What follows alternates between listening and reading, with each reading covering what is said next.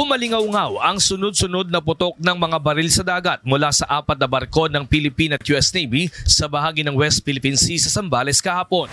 Pinaulanan ng bala ng tropa ng US at Philippine Navy ang target nilang isang killer tomato na kailangan nilang palubugin. Bahagi ito ng isinasagawang pagsasanay ng mga sundalo ng barko ng USS Contact LSD-45 ng US, BRP Ramon Alcaraz PS-16, BRP Apolinario Mabini PS-36 at ang USS Savannah LCS-28 ng US. Pero sa huli, ang BRP Ramon Alcaraz ang nakapagpalubog ng target nilang lahat na killer tomato.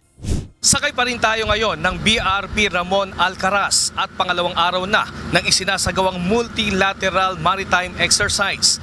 Ang nakikita nyo sa aking likuran ay ang 50 caliber na armas na ginamit sa pagsasanay ng tropa ng Philippine Navy.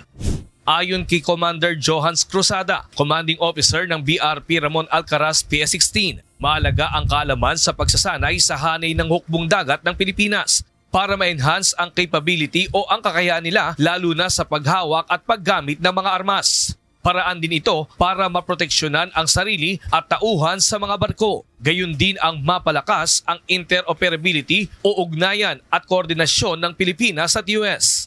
Na-enhance o napapractice kung paano tayo makipag-communicate, makipag-sama-samang mag-maneuver para po ma-improve yung ating kakayahan, particularly sa Philippine Navy.